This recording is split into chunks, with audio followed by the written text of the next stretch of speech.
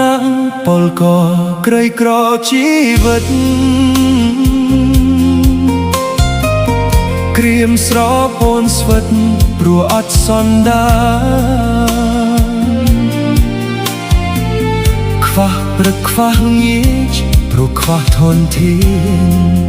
ខ្វះក្តីសុខសាន្តរស់ចិញ្ចឹមប្រាណដោយកំឡុងបាយសូមអូនអាណិតជីវិតក្រពេខោអាវរហែកដាច់បាសសពកាយ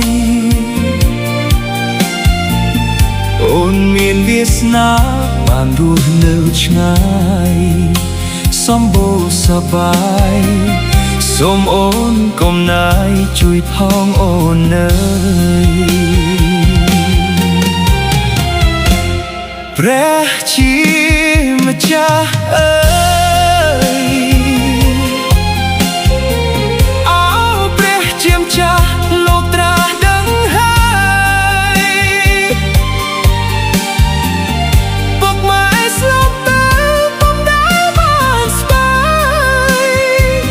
គ្មានសង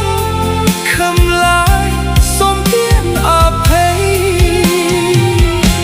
ជីវិតពលក៏អង្វរសុំចិត្តសូមអូនអាណិតដោយចិត្តប្រណីនឹកគ្រាធ្លាប់មានព្រៀងលៀនប្រុសស្រីរាប់អានមេត្រីធ្លាក់ខ្លួនក្រក្រៃគេស្ដីថ្មាស់ឌីល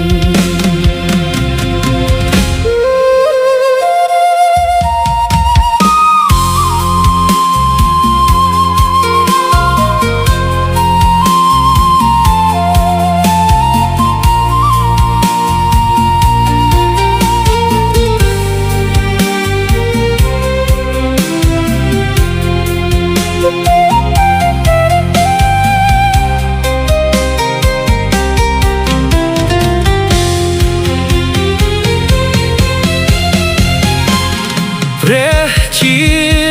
ម្ចាស់អើយអោព្រះជាម្ចាស់លោកត្រាស់ដឹងហើយពុកម៉ែស្លាប់ទៅពុំដែលបានស្បាយគ្មានសូមខំឡើយសូមទានអភ័យជីវិតពលក៏អង្វរសុំចិត្តសូមអូនអាណិតដោយចិត្តប្រណី